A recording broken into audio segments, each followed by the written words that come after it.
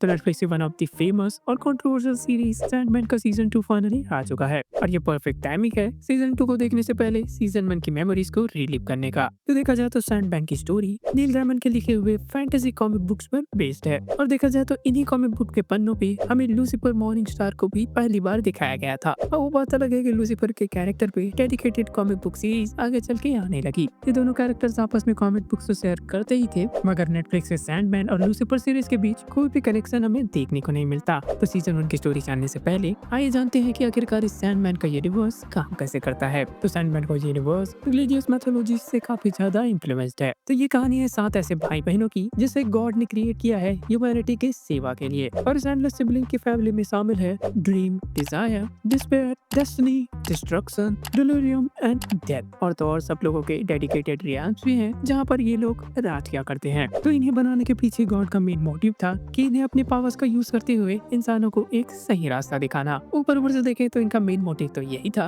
लेकिन पावर और ईगो के चपेटे में आने के बाद इनमें से कई भाई बहन अपने रास्ते से काफी ज्यादा भटक गए। तो इस सीरीज का पूरा फोकस लॉर्ड मॉर्फियस यानी ड्रीम के ऊपर है। स्टोरी में आगे हमें बताया जाता है कि ह्यूमंस जब भी सपना देखते हैं तब उनकी आत्माएं वेकिंग वर्ल्ड से निकल के ड्रीम वर्ल्ड में एंटर करती है और इस ड्रीम वर्ल्ड को रूल करता है मॉर्फियस एके सैंडमैन। सपनों में लोगों के अंदर लॉर्ड मॉर्फियस आदमियों की लाइफ में एक नई उम्मीद जगाता था और तो भटके हुए ह्यूमंस को चेतावनी देके सही ट्रैक पर लाने के लिए मॉर्फियस ने नाइटमेयर को बनाया, मतलब ऐसे डरावने सपने जो कि ह्यूमंस को उनकी डार्क रियलिटी दिखा के उन्हें सही रास्तों पे चलने को मजबूर करे। एक दिन अचानक से मॉर्फियस को ये पता चलता है कि कोरिंथियन नाम का एक नाइटमेयर जिसने मॉर्फियस से बगावत कर दी है। इतना ही नहीं, वो वेकिंग वर्ल्ड में जाके इंसानों को मार रहा था और इस काम में उसे काफी ज्यादा मजा भी आ रहा था। और फिर क्या था, लॉर्ड मॉर्फियस ने उस नाइटमेयर को सबक सिखाने के लिए वेकिंग वर्ल्ड में जाने का फैसला किया, मगर लूसियन जो कि ड्रीम वर्ल्ड की लाइब्रेरियन थी उसने मॉर्फियस को चेतावनी देकर कही कि वेकिंग वर्ल्ड में बहुत सारे खतरे भी होंगे, क्योंकि नाइटमेयर्स को तो वेकिंग वर्ल्ड में कोई खतरा नहीं होता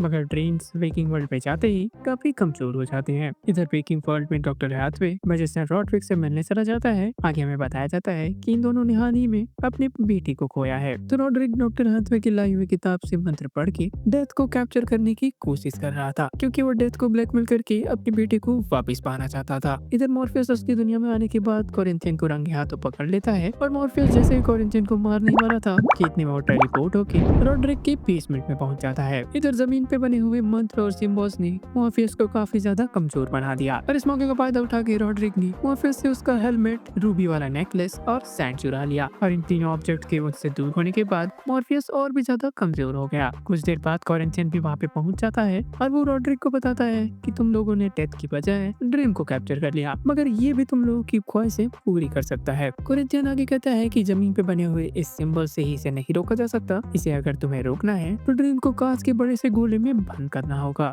और रॉड्रिक ठीक ऐसा ही करता है। इसके बाद समय बीतता गया और रॉड्रिक के लाख कहने के बावजूद मॉर्फियस उसकी मदद करने के लिए तैयार ही नहीं हुआ। कई वर्षों तक मॉर्फियस इसी जगह पे कैद रहा और इधर मॉर्फियस से छीनी हुई चीजों के बदौलत रॉड्रिक और उसके साथियों को खूब सारी दौलत और लंबी उम्र मिली। ड्रीम वर्ल्ड से मॉर्फियस के अचानक गायब होने की वजह से जो ह्यूमंस उस समय पे सपना देख रहे थे वो सपनों की दुनिया में अटक के रह गए और तो और कईयों को तो अब नींद ही नहीं आती और उस टाइम के डॉक्टर्स ने इस बीमारी को स्लीप सिकनेस का नाम दिया। इधर हमें बताया जाता है कि यूनिटी किनकेड नाम की एक बच्ची भी इस बीमारी का शिकार हुई। इस नाम को अच्छे से याद रखना क्योंकि ये बच्ची आगे चल के इस शो के लिए काफी बड़ी एसेट साबित होगी।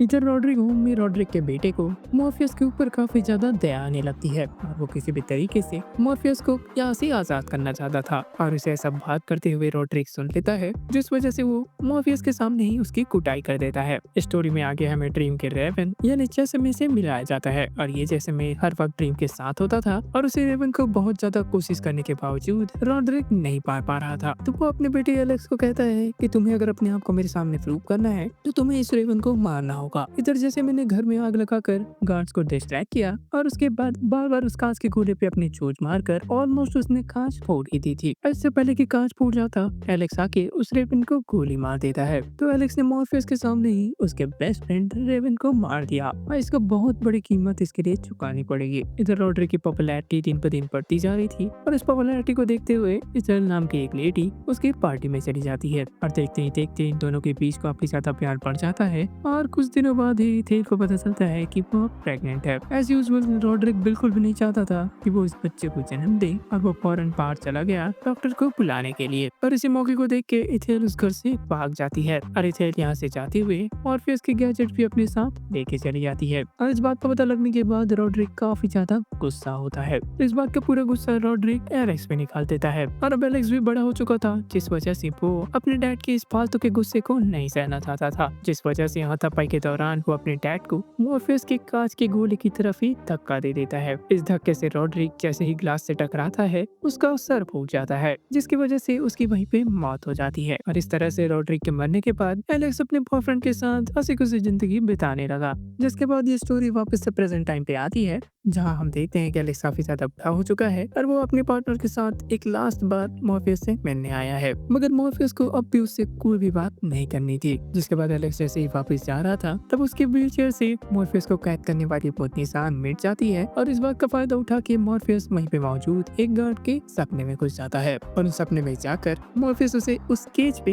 गोली चलाने के लिए मजबूर करता है, जिससे ग्लास वहीं पे टूट जाता है और मॉर्फियस आजाद हो जाता है। और इससे पहले कि मॉर्फियस ड्रीम वर्ल्ड पे जाता, वो सबसे पहले एलेक्स के पास जाके उसे हमेशा के लिए ड्रीम वर्ल्ड में कैद कर देता है। इधर कोरिथिन को भी समझ आ जाता है कि जल्दी उसका भी एंड आने वाला है। फाइनली मॉर्फियस अब अपने ड्रीम वर्ल्ड पहुंच जाता है और वहां जाके देखता है कि उसका पूरा का पूरा ड्रीम वर्ल्ड तो तबाह हो चुका है। लूसियन उसे बताती है कि उसके अलावा बाकी सब लोग यहाँ पे रहने वाले वेकिंग वर्ल्ड में चले गए। इधर मॉर्फियस आजाद तो हो चुका था, लेकिन उसके पावर्स अभी भी काफी ज्यादा लो थे, जिस वजह से उसे फुल पावर मोड में आने के लिए अपने 3 मिसिंग चीजों को ढूंढना होगा, जिसमें उसका हेलमेट, सैंड और वो रूबी वाला नेकलेस शामिल था। मॉर्फियस के भाई बहनों को अच्छे से पता था कि मॉर्फियस इतने लंबे टाइम से कैद है, मगर उनमें से कोई भी एक उसकी मदद के लिए नहीं आते। ऐसे मॉर्फियस एक चीज तो समझ गया था कि उसे वापस से अपने पावर गेन करने के लिए अकेले ही काम करना होगा और उसे वापस से इन चीजों की खोज करने के लिए थोड़ी बहुत पावर की तो जरूरत ही थी। और उस ड्रीम वर्ल्ड में उसकी बनाई हुई केवल एक ही चीज अभी तक सही सलामत थी और वो था ग्रेगरी नाम का ये गारगोयल। और ये गारगोयल मॉर्फियस ने इन दोनों बंदों को गिफ्ट किया था और ये दोनों बंदे सीधे तौर पे बाइबल से उठाए गए हैं। तो मॉर्फियस ने अपने पावर को थोड़ा ऐसे ही रिस्टोर करने के लिए ग्रेगरी को अपने अंदर एब्जॉर्ब कर लेता है। थोड़ा सा पावर मिलने के बाद मॉर्फियस सीधे थ्री फेट से मिलने चला जाता है और ये थ्री फेट पास्ट, प्रेजेंट और फ्यूचर को दर्शाते हैं। मॉर्फियस अपने मकसद में क्लियर था। मॉर्फियस इन तीनों को गिफ्ट देकर अपने खोए हुए सामानों के बारे में उनसे जानकारी लेगा और यहाँ पर वो फेट्स पहेलियों में जवाब देकर मॉर्फियस को उन चीजों की लोकेशन बताते हैं। जिसके बाद मॉर्फियस ने उस तालाब में डुबकी लगाकर 2 चीजें निकाली, एक था सांप और दूसरा था एक अंडा। तो मॉर्फियस उस सांप को उन फेट्स को दे देता है और उनसे अपनी 3 सवाल पूछता है। तो फेट्स ने मॉर्फियस को बताया कि उसका सैंड बैग जोआना कॉन्स्टेंटीन नाम के एक वुमन के पास है और उसका हेलमेट किसी वुमन ने एमुलेट ऑफ प्रोटेक्शन के बदले किसी डीमन के साथ ट्रेड कर दिया। इसके साथ ही मॉर्फियस का थर्ड ऑब्जेक्ट यानी वो रूबी नेकलेस रॉड्रिक के बेटे के पास है। इधर हमें देखने को मिलता है कि इथेल अभी भी जिंदा है। कोरिंथियन उसके पास आया था सैंडविंड के ऑब्जेक्ट के बारे में पूछताछ करता हुआ, बट इथेल ने एमुलेट ऑफ प्रोटेक्शन की मदद से कोरिंथियन को ड्रीम वर्ल्ड में वापस भेज दिया। इससे ये तो क्लियर हो जाता है कि डीमन के साथ उस हेलमेट को ट्रेड करने वाली और कोई नहीं बल्कि इथेल खुद ही थी और उसी एमुलेट ऑफ प्रोटेक्शन की वजह से इथेल की उम्र अभी भी वैसी की वैसी बनी हुई थी। कोरिंथियन का मैटर सॉल्व करके इथेल सीधे चली जाती है अपने बेटे यानी जॉन से मिलने और यहाँ पर हमें देखने को मिलता है कि उस रूबी के चपेट में आने के कारण जॉन पूरी तरीके से पागल हो चुका है और इसे पागलपन के चलते उसने एक बार कई लोगों की जान भी ली है और यही रीजन है कि इथेल उसे एक हॉस्पिटल जैसे दिखने वाले बंक कमरे में रखती है। इधर ड्रीम के बेकिंग वर्ल्ड में जाने से पहले लूशियन ने उसे एक और रेवन पार्टनर दिया और इसका नाम था मैथ्यू। और तो और वहाँ से जाते जाते उस तालाब से निकले हुए अंडे को मॉर्फियस गिफ्ट कर देता है एबल एंड केन को और उसके अंदर से एक छोटा सा गारगोयल निकलता है। इधर ड्रीम वर्ल्ड पहुंचते ही कोरिंथियन ने लूशियन को बताया कि वो अब मॉर्फियस से नहीं डरता। वो आगे ये भी कहता है कि मॉर्फियस को वो उन ऑब्जेक्ट्स को ढूंढने से पहले ही वो कोई ना कोई रास्ता ढूंढ के मॉर्फियस को हरा देगा। तो इसके बाद ये कहानी फोकस करती है जोआना कॉन्स्टेंटाइन पे और जोआना अपनी पास से रिलेटेड नाइटमेयर से काफी ज्यादा परेशान चल रही होती है। तो प्रेजेंट टाइम में कॉन्स्टेंटाइन गई होती है बकिंगम पैलेस के प्रिंसेस की एक प्राइवेट वेडिंग में। चर्च को लग रहा होता है कि किसी डीमन ने प्रिंसेस पर कब्जा कर लिया है, मगर यहाँ तो खेल उल्टा निकल जाता है। मतलब यहाँ पर डीमन प्रिंसेस के अंदर नहीं बल्कि उसके होने वाले हस्बैंड के अंदर थी। तो अपने सैंडबैग को ढूंढते ढूंढते मॉर्फियस भी कॉन्स्टेंटाइन के पीछे पीछे चला आता है। तो प्रिंसेस के होने वाले हस्बैंड के अंदर जो डीमन छुपा हुआ था, जो ड्रीम का हेलमेट है, वो हेल के इस डीमन के पास क्रिएट किया गया है। और इससे पहले कि मॉर्फियस उससे उस डीमन का नाम निकलवा पाता, जोआना कॉन्स्टेंटाइन ने उस डीमन को वापस से हेल में भेज दिया। तो मॉर्फियस के हाथों से वो डीमन तो निकल जाता है, मगर यहाँ पे वो अपना सैंड बैग लिए बिना नहीं जाएगा। तो जोआना उसे बताती है कि उसने उसकी सैंड बैग अपने गर्लफ्रेंड को दे रखा है। इसके बाद वो दोनों कॉन्स्टेंटाइन की गर्लफ्रेंड के अपार्टमेंट जाते हैं, जहाँ पे हमें देखने को मिलता है कि ड्रीम के सैंड ने रेचल और उसके घर को पूरी तरीके से करप्ट कर दिया है। इधर कॉन्स्टेंटाइन जैसे ही घर के अंदर जाती है, वो एक सपने के अंदर चली जाती है। इधर मॉर्फियस को भी गड़बड़ी का अंदेशा हो गया था, जिस वजह से वो फौरन अपार्टमेंट के अंदर जाता है और कॉन्स्टेंटाइन को उस सपने से बाहर निकालता है। और सपने से बाहर निकलने के बाद इन दोनों ने देखा कि सैंड के कांटेक्ट में आने के बाद रेचल पूरी तरीके से सपनों की दुनिया में अटक चुकी थी और अब उसकी मदद मॉर्फियस भी नहीं कर सकता था। मॉर्फियस कॉन्स्टेंटाइन को बताता है कि हम लोग जैसे वो सैंड बैग उसके हाथों से हटाएंगे, रेचल की मौत तय है। तो मॉर्फियस बिना किसी की परवाह किए बिना वो सैंड बैग लेके वहाँ से जाने लगता है और ये बात कॉन्स्टेंटाइन को पूरी तरीके से खटक जाती है, जिस वजह से वो जाते हुए मॉर्फियस को काफी ज्यादा सुनाने लग जाती है। कॉन्स्टेंटाइन मॉर्फियस से कहती है कि अगर एंडलेस का काम ह्यूमंस को सर्व करना है तो तुम रेचल को ऐसे तड़पते हुआ क्यों छोड़ के जा रहे हो। और मॉर्फियस को ये बात फाइनली समझ आती है और वो रेचल को एक पीसफुल मौत देता है। और इसके बाद वहाँ से जाने से पहले मॉर्फियस कॉन्स्टेंटाइन को भी उसके नाइटमेयर से फ्री कर देता है। इधर एमुलेट ऑफ प्रोटेक्शन ने इथेल को इतने लंबे टाइम तक जिंदा रखा था और वो ये बिल्कुल भी नहीं चाहते थे कि मॉर्फियस अपने रूबी को ढूंढता हुआ उसके बेटे को ही मार दे। और this is the reason Ethel चाहती है कि वो अपना एमुलेट ऑफ प्रोटेक्शन अपने बेटे के हवाले कर दे, जिसके बाद उसे जिंदा रहने के लिए किसी भी रूबी के प्रोटेक्शन की जरूरत नहीं पड़ेगी। जिसके बाद एमुलेट ऑफ प्रोटेक्शन को अपने गले से निकालते ही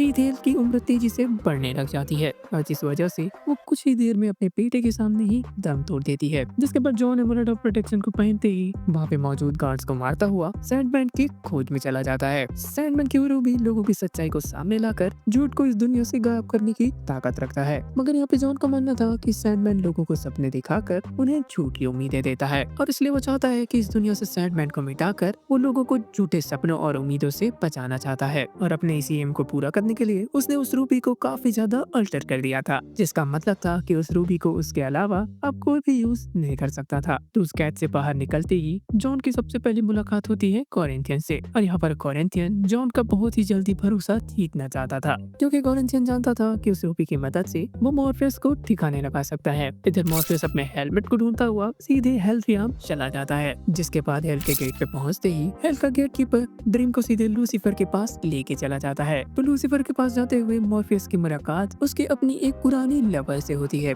आखिरकार ये लवर है कौन, इसकी बात हम सीजन 2 के रिकैप में करने वाले हैं। यहाँ पर हमें बताया जाता है कि मॉर्फियस को इस लेडी ने धोखा दिया था और तो और कई हजार साल बीतने के बाद भी मॉर्फियस ने उसे अभी तक माफ नहीं किया था। जिसके बाद उस गेटकीपर के पीछे चलते हुए ड्रीम सीधे पहुंच जाता है लूसीफर के कासल तक, जहाँ पर लूसीफर और मैसेकेन ड्रीम का इंतजार कर रहे थे। इसके बाद ड्रीम के कहने पर लूसीफर ने हेल के सारे डीमंस को एक जगह पे इकट्ठा कर लिया, जिसके बाद मॉर्फियस ने अपने सैंड बैग की मदद से उस हेलमेट के करंट ओनर को ढूंढ दिया। यहाँ पर वो डीमन इतनी आसानी से मॉर्फियस को वो हेलमेट वापस करने वालों में से नहीं था, जिस वजह से वो मॉर्फियस को एक बैटल के लिए चैलेंज करता है। तो इस लड़ाई के लिए मॉर्फियस ने अपने आप को चुना, तो वहीं पे उस चालाक डीमन ने अपने साइड से लड़ने के लिए लूसीफर को चुना। ये बैटल कोई नॉर्मल बैटल नहीं था, इस बैटल का नाम था वॉर ऑफ द फेक, जिसमें दोनों फाइटिंग कंटेस्टेंट्स एक दूसरे से अपनी बातों से लड़ने वाले थे और जो उस बैटल ग्राउंड में सबसे बेस्ट चाल चलेगा जीत उसी की होने वाली थी। मगर यहाँ पर ट्विस्ट ये था कि बैटल ग्राउंड में जो भी डैमेजेस उनके कैरेक्टर्स को होंगे वो डैमेजेस इनके खुद के ऊपर भी होने वाले थे। शुरुआत में ये बैटल लूसीफर की तरफ काफी ज्यादा वन साइडेड लग रही थी। ड्रीम ने लास्ट में होप को चुना और यहाँ पर लूसीफर भी अच्छे तरीके से समझ चुकी थी कि यहाँ पर उसके हेल रियल में होप भी सबसे बड़ी चीज थी। जिसके बाद मॉर्फियस इस बैटल का विनर बन जाता है। जिसके बाद ड्रीम जैसे अपने हेलमेट को पहनता है उसे अपनी रूबी की भी लोकेशन दिखाई देने लग जाती है, तो वो फौरन अपने पार्टनर रेवन के साथ मिलके उस रूबी की तलाश में निकल जाता है। मगर इधर मॉर्फियस ने हेल रियल में आकर हेल के रूलर को ही हरा के सबके सामने उसकी काफी बड़ी इंसल्ट कर दी थी और इस बात से लूसीफर भी काफी ज्यादा गुस्से में थी। इधर उस असाइलम से निकलने के बाद जॉन को एक लेडी लिफ्ट देती है, लेकिन वो लेडी जॉन को अपनी गाड़ी में लिफ्ट देती ही समझ जाती है कि उसका बांधा एक साइकोपैथ से हो गया है। तो वो लेडी किसी तरीके से पेट्रोल पंप में पुलिस वालों को कॉल करने की कोशिश करती है, लेकिन एमुलेट ऑफ प्रोटेक्शन होने की वजह से जॉन ने उस पेट्रोल पंप के ओनर को ही मार दिया। जिसके बाद से वो लेडी चुपचाप से गाड़ी चलाते हुए जॉन को उसकी बताई गई लोकेशन तक पहुंचा देती है। मगर इधर ड्रीम जॉन से पहले ही उस रूबी तक पहुंच जाता है। जिसके बाद मॉर्फियस उस रूबी को पकड़ते ही समझ जाता है कि ये वो पहली वाली रूबी नहीं रही जो कि उसकी हुआ करती थी। जिसके बाद उस रूबी से एक इंटेंस एनर्जी ब्लास्ट निकलती है, जिसकी वजह से ड्रीम और उसका रेवन वहीं पे बेहोश हो जाते हैं और कुछ देर बाद जॉन वहाँ पे पहुंच के उस रूबी को हथिया लेता है और वहाँ से निकलने से पहले जॉन ने उस लेडी को अपना एमुलेट ऑफ प्रोटेक्शन दे दिया। इसके साथ ही उस लेडी से कहता है कि जब तक ये एमुलेट ऑफ प्रोटेक्शन तुम्हारे साथ है तब तक तुम्हें कोई भी कुछ भी नुकसान नहीं पहुंचा सकता। जिसके बाद जॉन वहाँ से निकलकर एक डाइनर में चला जाता है और उस डाइनर में बैठे बैठे जॉन ने उस रूबी की मदद से वहाँ पे मौजूद लोगों का असली सच सबके सामने लाया। देखते ही देखते उस डाइनर का माहौल इतना ज्यादा इंटेंस हो गया कि वहाँ पे मौजूद लोग एक दूसरे के ही खून के प्यासे हो गए और जॉन ये सब देखता हुआ चुपचाप से आइसक्रीम ठूस रहा था। इधर मॉर्फियस दूसरे डाइनर में अपनी रूबी की तलाश में पहुंच जाता है और वो जॉन से कहता है कि इसके सपने इंसान को झूठी उम्मीदें नहीं देते, इसका उल्टा सपने तो लोगों को अपने एम को पाने के लिए मोटिवेशन देते हैं। मगर ड्रीम की इन बातों का जॉन पे कोई भी असर नहीं होता। जॉन को किसी भी तरह से ड्रीम को मारकर एक ड्रीमलेस दुनिया बनानी थी, लेकिन यहाँ पर मॉर्फियस को केवल और केवल उसे कहीं रियल में मारा जा सकता था, जिस वजह से जॉन उसे लेकर सीधे ड्रीम रियल में पहुंच जाता है और उस रूबी की मदद से जॉन मॉर्फियस के ऊपर काफी ज्यादा भारी पड़ने लगता है। जिसके बाद जॉन ने उस रूबी के टुकड़े करके फाइनली ड्रीम को मार दिया। मगर यहाँ पर रियलिटी तो कुछ और ही थी। रूबी के टूटते ही उससे निकली पूरी की पूरी एनर्जी ड्रीम के अंदर चली गई, जिस वजह से मॉर्फियस एके ड्रीम पहले से भी ज्यादा पावरफुल हो गया। जिससे मॉर्फियस को भी ये समझ आ जाता है कि उसे अपने पावर्स यूज करने के लिए किन्हीं ऑब्जेक्ट्स पर डिपेंड रहने की जरूरत नहीं है। जिसके बाद एंड में हम देखते हैं कि मॉर्फियस ने जॉन को एक पीसफुल सपने में कैद कर दिया। तो एपिसोड 5 के एंड में हम देखते हैं कि एंडलेस सिबलिंग में से एक डिजायर अपने भाई ड्रीम के सारी हरकतों पे नजर बनाए रखे हुए है और जिसके पास सैंडमैन सीजन 1 का एपिसोड 5 एंड हो जाता है। तो मॉर्फियस को सारी चीजें मिल चुकी थी, जिस वजह से वो अपने ड्रीम वर्ल्ड को रिस्टोर करने में लग जाता है। मॉर्फियस ने सोचा था कि वो सारी चीजों को कलेक्ट करने के बाद जैसे ही अपना ड्रीम वर्ल्ड वापस से बना लेगा उसे पूरी तरीके से सुकून मिल जाएगा, लेकिन मॉर्फियस को अभी भी खालीपन सता रहा था। तो मॉर्फियस वेकिंग वर्ल्ड के एक पार्क में बैठा था और तभी उसकी सिबलिंग डेथ वहाँ पे आती है और मॉर्फियस की सिचुएशन को समझ के डेथ उसे अपने साथ काम पे ले गई। तो मॉर्फियस ने डेथ के साथ घूमते हुए दिन भर में बहुत सारी आफ्टर डेथ प्रोसेस को एक्सपीरियंस किया और उन डेथ में से एक छोटा सा बच्चा भी शामिल था। तो डेथ का ये काम देख के हमें पता चलता है कि इन सारे सिबलिंग्स में से डेथ का काम सबसे ज्यादा हार्ड है। जिसके बाद डेथ मॉर्फियस को समझाती है कि तुम्हें अपने काम के बारे में ज्यादा नहीं सोचना चाहिए। एंडलेस को ह्यूमंस की सर्विस के लिए बनाया गया है और इस वजह से तुम्हें अपने काम को चुपचाप करते जाना चाहिए। तो यहाँ पर मॉर्फियस ह्यूमंस के पर्सपेक्टिव से सोच रहा था कि ह्यूमंस डेथ को एक आफत की तरह देखते हैं, मगर मॉर्फियस के लिए ये तो केवल एक नेचुरल चीज थी। ह्यूमंस जन्म लेते हैं, इसके साथ ही इसी दुनिया में वो मरते भी हैं। इसलिए ह्यूमंस एंडलेस का दर्द कभी नहीं समझ सकते कि आखिरकार सदियों तक जीना क्या होता है। और अगर ह्यूमंस अमर रहते तब उन्हें पता चलता कि मॉर्फियस का असली दर्द क्या होता है। और अपनी इसी थ्योरी को मॉर्फियस ने पास्ट में टेस्ट भी कर रखा था और इसके लिए उसने अपनी सिबलिंग डेथ के साथ मिलकर 1389 में एक बंदे को अमर बना दिया। यहाँ पर मॉर्फियस को लग रहा था कि अगले 100 साल बाद ये आदमी खुद मॉर्फियस से मौत की भीख मांगेगा, बट सरप्राइजिंगली 100 साल बाद जब ये लोग फिर से उसी बार में मिले तब ऐसा कुछ नहीं था। वो ह्यूमन अपने अमर होने से काफी ज्यादा खुश था। इसके बाद मॉर्फियस ने उस आदमी को 100 साल और दिए और ऐसा करते करते वो हर 100 साल में उससे मिलने एक बार जाता रहा। और हर बार की तरह कभी वो आदमी काफी ज्यादा अमीर होता तो कभी काफी ज्यादा गरीब, लेकिन कभी भी उसने मौत की भीख मॉर्फियस से नहीं मांगी। धीरे धीरे लोगों के बीच भी ये कहानियां बनने लगी कि दो अमर लोग हर 100 साल में इस बार में मिलने आते हैं। और इन्हीं कहानियों के चलते लेडी कॉन्स्टेंटीन जो कि जोआना की दादी माँ थी उसने इन दोनों को पकड़ना चाहा, मगर वो उन दोनों को नहीं पकड़ पाती। इधर उस आदमी को लगने लगा था कि ड्रीम ने अपना अकेलापन दूर करने के लिए उसे अमर बनाया है। मॉर्फियस को किसी न किसी फ्रेंड की जरूरत थी, जिसलिए वो हर 100 साल में उससे मिलने आया करता था। और इतना सुनते ही मॉर्फियस गुस्से में वहाँ से चला जाता है और जाते जाते उससे कह देता है कि आज के बाद वो उससे मिलने कभी नहीं आएगा। तो मॉर्फियस के जाते जाते वो आदमी भी कह देता है कि अगर तुम सच्चे दोस्त हो तो तुम अगले 100 साल बाद एक बार फिर से मिलने आओगे। और यहाँ से निकलने के कुछ टाइम बाद मॉर्फियस के साथ क्या हुआ था ये तो हमने पार्ट 1 में देख ही रखा है। जिनको नहीं पता मैं बता दूं कि यहीं से निकलने के कुछ सालों बाद रोड्रिक ने मॉर्फियस को कैद कर लिया था और यही रीजन था कि अगले वो कुछ 100 सालों तक उस आदमी से मिलने नहीं जा पाया। जिसके बाद ये स्टोरी वापस से प्रेजेंट पे आती है जहाँ पे मॉर्फियस अपनी फुल पावर गेन करने के बाद उसी आदमी से एक बार फिर से बार में मिलने जाता है जिसे वो पिछली बार मिलने नहीं जाने वाला था। और इतने सालों बाद भी उस आदमी ने उम्मीद नहीं छोड़ी थी। इधर एंडलेस सिबलिंग में से एक डिजायर मॉर्फियस के खिलाफ कुछ प्लानिंग कर रहे थे। तो यहाँ पर डिजायर और डिस्पेयर मिलकर ड्रीम के बारे में ये बुराई कर रहे थे कि ह्यूमंस के लिए ड्रीम से ज्यादा डिजायर और डिस्पेयर जैसे इमोशंस जरूरी हैं। तो यहाँ पर डिजायर ड्रीम वोर्टेक्स की मदद से ड्रीम के वर्ल्ड को तबाह करने की प्लानिंग में थे। तो वोर्टेक्स ड्रीम और लिविंग वर्ल्ड की दीवारों को गिराकर दोनों ही वर्ल्ड्स को तबाह करने की पोटेंशियल रखते हैं। और प्रोफेसी के हिसाब से हजारों सालों में एक न एक वोर्टेक्स तो जरूर पैदा होता था और हर बार की तरह ड्रीम और वेकिंग वर्ल्ड को बचाने के लिए मॉर्फियस को उस वोर्टेक्स को मारना पड़ता था। जिसके बाद हमें प्रेजेंट टाइम के वोर्टेक्स को दिखाया जाता है है जिसका नाम था रोज वॉकर। तो रोज और उसका भाई कुछ सालों पहले अपने पेरेंट्स के सेपरेट होने की वजह से अलग अलग हो गए थे और हाल ही में रोज की माँ गुजर जाती है और तब से वो अपने भाई को ढूंढने की कोशिश कर रही है। तो रोज के पास कोई भी बस नहीं थी जिस वजह से वो कोई प्राइवेट डिटेक्टिव हायर नहीं कर सकती थी अपने भाई को ढूंढने के लिए। बट लकीली इंग्लैंड की कोई फाउंडेशन इसमें रोज की मदद करने के लिए तैयार थी, जिसके बाद रोज फौरन ही उस फाउंडेशन की लेडी लाइटा के साथ इंग्लैंड चली जाती है। इधर लूसियन मॉर्फियस को बताती है कि कोरिंथियन के साथ साथ दो और बागी ड्रीम वर्ल्ड से निकल के लिविंग वर्ल्ड में भाग गए हैं, जिसमें नाइटमेयर गॉड और पिटलेस ग्रीन थे। लूसियन ने आगे बताया कि ड्रीम वर्ल्ड पे पोर्टेक्स की चर्चाएं होने लगी है। इधर मॉर्फियस को रोज वॉकर के बारे में पहले से पता था, लेकिन इसके साथ ही मॉर्फियस ये भी जानता था पोर्टेक्स के ऊपर कोई भी एक्शन लेने से पहले उस वर्टेक्स का खतरनाक साबित होना ज्यादा जरूरी है। इसी वजह से वो मैथ्यू को भेज देता है रोज के ऊपर नजर रखने के लिए। इधर रोज और लाइडा इंग्लैंड जाके यूनिटी किनकेड से मिलते हैं और यूनिटी ने मॉर्फियस के कैद होने पर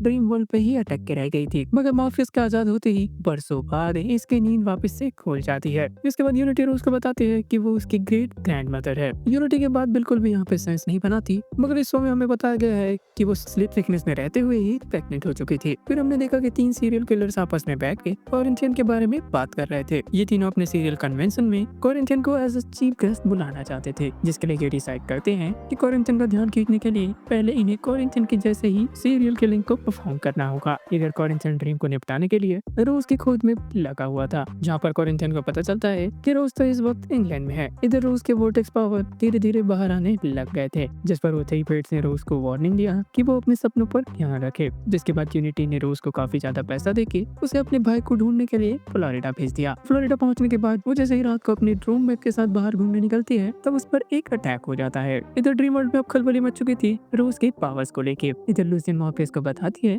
कि रोज का भाई जेड ना तो ड्रीम वर्ल्ड पे है और ना ही लिविंग वर्ल्ड पे। जिसके बाद हमें बताया जाता है कि जेड को तो गॉड ने उसके सपनों की दुनिया में अटका के रखा हुआ है, जिसमें जेड एक टॉक्सिक फॉस्टर फैमिली के साथ रह रहा था और वो बार बार उस फैमिली से भागने की कोशिश करता है, मगर उसका प्लान बार बार फेल होता है। इधर सीरियल किलर्स का मैसेज पाके कोरिंथियन उनसे मिलने चला जाता है। कोरिंथियन का पहला प्लान था कि इन सारे के सारे लोगों को मार देना, मगर सीरियल कन्वेंशन के बारे में सुनते ही कोरिंथियन इनकी बातों को ध्यान से सुनने लग जाता है। इधर लूसियन और मॉर्फियस जेड के बारे में बात कर रहे थे, तभी अचानक से वो दोनों नोटिस करते हैं कि रोज भी अपने सपनों की दुनिया में घूमते हुए मॉर्फियस के कार्सल तक पहुंच गई। तो मॉर्फियस रोज को वहां देख के काफी ज्यादा हैरान होता है। जिसके बाद मॉर्फियस ने रोज को बताया कि वो एक वोर्टेक्स है और अब रोज अपने दोस्तों के साथ अपने भाई को दिन में लिविंग वर्ल्ड में ढूंढेगी और रात में मॉर्फियस के साथ ड्रीम वर्ल्ड में। इधर हमें बताया जाता है कि गॉड ने जेड की मॉम का भेस लेकर उसके लिए एक स्पेशल ड्रीम वर्ल्ड बनाया हुआ था, जहाँ जेड एक सैंडमैन नाम के सुपर हीरो का रोल प्ले कर रहा था और रियल वर्ल्ड में जेड के फॉस्टर फादर ने उसे सबक सिखाने के लिए घर के बेसमेंट में लॉक कर दिया था। देखा जाता है यहाँ पे जेड के फॉस्टर फादर को उसकी कोई भी परवाह नहीं थी, उसको तो केवल और केवल जेड को मिलने वाले $800 पे ज्यादा इंटरेस्ट था। इधर रोज की कई बार कोशिश करने के बावजूद फॉस्टर होम ने उसे जेड का पता नहीं बताया,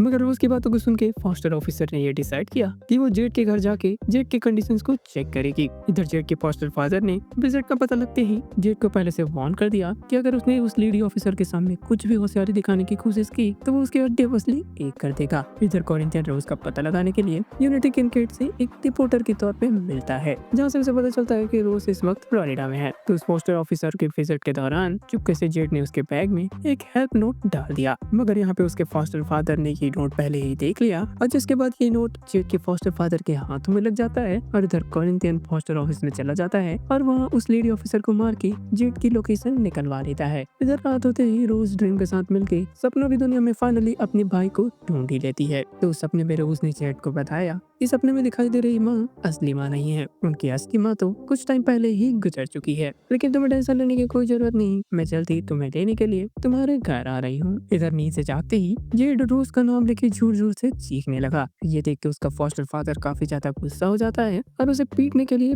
बेल्ट निकाल लेता है, लेकिन वहाँ पर कोरिंथियन पहुंच जाता है और जेड के बेसमेंट से ऊपर आते तक कोरिंथियन ने उसके फॉस्टर फादर और फॉस्टर मदर को ठिकाने लगा दिया था। तो जिसके बाद कोरिंथियन जेड को झूठ बोलता है कि उसे उसकी बहन रोज ने भेजा है और उसके जेड के घर पहुंचने से पहले ही कोरिंथियन जेड को लेके वहाँ से जा चुका था। इधर गॉड ने मॉर्फियस को बताया कि उसे नाइटमेयर बन के लोगों को डराना नहीं था, बल्कि अच्छा सपना बन के लोगों के अंदर उम्मीदें जगानी थी और दिस इज द रीजन वो ड्रीमलैंड छोड़ के भाग गई थी। गॉड की बातें सुनकर मॉर्फियस काफी ज्यादा गुस्से में उसे डार्कनेस के अंदर कैद कर देता है। तो रोज के साथ रहने के कारण लाइटा के सपनों में भी काफी ज्यादा असर पड़ने लग गया था। लाइटा को हर दिन उसके मरे हुए हस्बैंड के सपने आ रहे थे और सपने की दुनिया में ही रहते रहते लाइटा प्रेग्नेंट भी हो गई थी। और नींद से जागने के बाद इलाइटा ने देखा कि वो रियल वर्ल्ड में भी प्रेग्नेंट हो चुकी है। इलाइटा आगे रोज को बताती है कि वो वेकिंग वर्ल्ड से ज्यादा ड्रीम वर्ल्ड में अपना टाइम बिताना पसंद करेगी। आखिरकार सपनों की दुनिया में इलाइटा के पास वो सब कुछ था जो कि वो रियल वर्ल्ड में अपने लिए चाह रही थी, लेकिन वर्टेक्स के पास रहने के कारण उसके सपनों की दुनिया धीरे धीरे तबाह होने लग गई थी। और इस सीन को देखने के बाद लूसियन मॉर्फियस को वार्न करती है कि आपको जल्द से जल्द कुछ करना होगा। इधर कोरिंथियन सीधे जेड को लेकर सीरियल कन्वेंशन में चला जाता है। कोरिंथियन रोज को यहाँ बुलाकर सीधे तौर पर ड्रीम को फंसाना चाहता था। कोरिंथियन ने रोज को फोन लगा के उसे सीधे सीरियल कन्वेंशन में आने के लिए कहा। जिसके बाद रोज गिलबर्ट के साथ उसे सीरियल कन्वेंशन की तरफ जा रही थी। इतने में रोज की आंख लग जाती है और वो सीधे एक बार फिर से ड्रीम वर्ल्ड में पहुंच जाती है, जहाँ पे रोज की मुलाकात लाइटा से होती है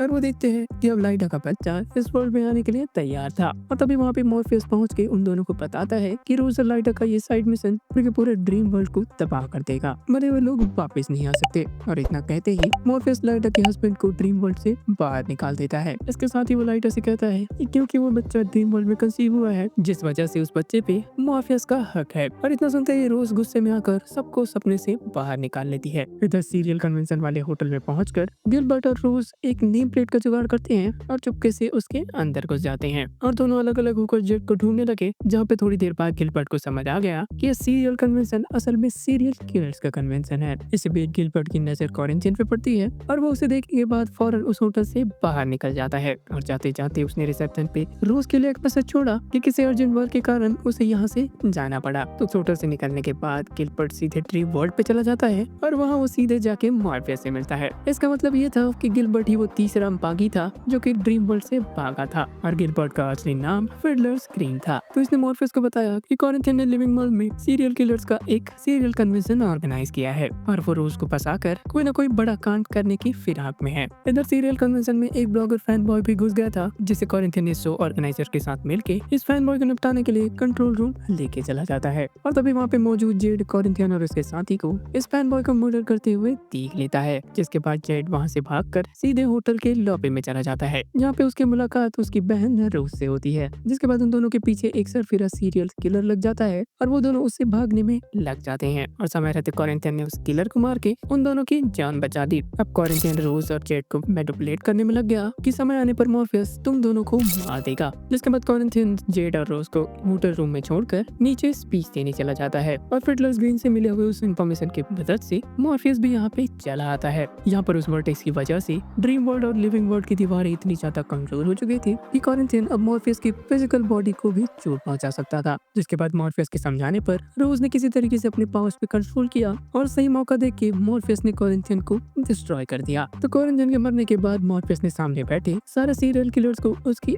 असली सच्चाई बताई। जिसके बाद उस सारे सीरियल किलर्स को अपनी गलतियों का एहसास होने के बाद ये लोग जबरदस्त गिल्ड के साथ उस होटल के बाहर चले गए। इनमें से कुछ तो अपने आप को पुलिस के हवाले कर देते हैं, तो वहीं पे कुछ लोगों ने तो सुसाइड करना प्रेफर किया। सब कुछ शांत होते ही रोज और जेड भी घर चले जाते हैं। अब मॉर्फियस रोज से सीधे ड्रीम वर्ल्ड में निपटेगा। इधर लाइडा के लेबर में जाते ही सारे दोस्त उसे हॉस्पिटल लेके चले जाते हैं। तभी लाइडा ने रोज से कहा कि डोंट वरी, तुम इस मॉर्फियस वाले आफत से भी कोई रास्ता निकाल लोगी। तो रोज के ड्रीम वर्ल्ड में जाते ही वो समझ जाती है कि उसके वर्टेक्स से धीरे धीरे ये दोनों ही रियलिटी तबाह हो जाएगी। और वो ये बात भी जानती थी कि इस दुनिया को बचाने का केवल एक ही रास्ता है, उसे मॉर्फियस के हाथों मरना होगा। और इधर फिडलर स्क्रीन भी अपने ह्यूमन फॉर्म से निकल के ड्रीम वर्ल्ड के हरियाली में बदल जाता है। जिसके बाद मॉर्फियस और रोज एक दूसरे को गुड बाय बोलते हैं। दूसरी तरफ यूनिटी अपने सपनों में भटकती हुई मॉर्फियस के लाइब्रेरी में पहुंच जाती है। तब यूनिटी को अपनी बायोग्राफी पढ़ते हुए पता चला कि असल में यूनिटी को इस जनरेशन की वर्टेक्स बनना था, लेकिन स्लीप सिकनेस में अटकने की वजह से वो वर्टेक्स यूनिटी के बजाय रोज में ट्रांसफर हो गया। जिसके बाद लूसियन फॉरन यूनिटी को लेके मॉर्फियस के पास जाती है और वहाँ पे रोज अपना वर्टेक्स निकाल के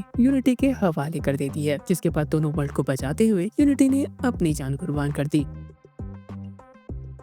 इस सपने में उसे किसी गोल्डन आई वाले ने प्रेग्नेंट किया था। इसे सुन के मॉर्फियस समझ जाता है कि जरूर इसके पीछे डिजायर है और डिजायर अपने मन मुताबिक मेल या फीमेल में कन्वर्ट हो सकते हैं। और क्योंकि डिजायर ड्रीम के सिबलिंग में से एक है और इसका मतलब ये हुआ कि रोज और जेड भी ड्रीम की फैमिली में आ गए। जिसके बाद ड्रीम सीधे डिजायर से मिलने चला जाता है और एंडलेस के बीच सबसे मेन इंपॉर्टेंट लॉ ये था कि ये लोग किसी भी तरीके से अपनी फैमिली के बीच खून खराबा नहीं कर सकते थे। और डिजायर रोज को वर्टेक्स बना के मॉर्फियस से यही काम करवाना चाहती थी। और अगर मॉर्फियस ने रूस को मार दिया होता तो ये लॉ ब्रेक हो जाता और इसके बाद मॉर्फियस के लिए नई आफत शुरू हो जाती, जिसके बाद मॉर्फियस ने डिजायर को चेतावनी दी कि वो उसके और उसके वर्ल्ड से दूर रहे, मगर डिजायर इतनी आसानी से उसका पीछा छोड़ने वालों में से नहीं थी। इधर वेकिंग वर्ल्ड में रोज और उसके बाकी सारे लोग हंसी खुशी अपना लाइफ बिता रहे थे। इधर रोज ने अपनी कहानी पर एक बुक भी लिख डाली और लाइटा ने भी इधर एक बेटी को जन्म दिया। इसके साथ ही वो सब के सब न्यू जर्सी शिफ्ट हो गए। एंडिंग में भी दिखाया गया कि मॉर्फियस ने अपने ड्रीम वर्ल्ड में नई नाइटमेयर्स पे काम शुरू कर दिया। इसके साथ ही उसने गॉड को नाइटमेयर से आजाद करके ड्रीम में बदल दिया। तो सीजन 1 की एंडिंग होते होते हमें दिखाया जाता है कि लूसीफर भी अपने डीमन आर्मी के साथ ड्रीम से बदला लेने के लिए तैयार है और इसमें लूसीफर की मदद डीमन जनरल अज़ाज़िल भी करने वाला है। लूसीफर ये अच्छे से जानती थी कि ऐसा करने से गॉड काफी ज्यादा नाराज होंगे, मगर उसके बदले के सामने ये चीज उसे नजर नहीं आ रही होती, जिसके बाद सैंडमैन का सीजन 1 यहीं पे एंड हो जाता है। तो आई होप आपको ये वीडियो पसंद आया होगा। अगर पसंद आया तो हमारे चैनल दी सुपर हीरो स्टेशन को सब्सक्राइब करें और इस वीडियो को लाइक करें। मैंने ऐसे बहुत सारे वीडियोस और भी बना कर रखे हैं, जिसका लिंक आपको डिस्क्रिप्शन बॉक्स में मिल जाएगा। और अगर आप हमारे अपकमिंग वीडियोस को मिस नहीं करना चाहते तो इस चैनल को सब्सक्राइब करने के साथ साथ वो साइड वाला बेल आइकन भी दबा देना, जिससे मेरे वीडियोस के नोटिफिकेशन सबसे पहले पहुंचेंगे आप तक। So guys, this is Nikhil Yadav and signing off.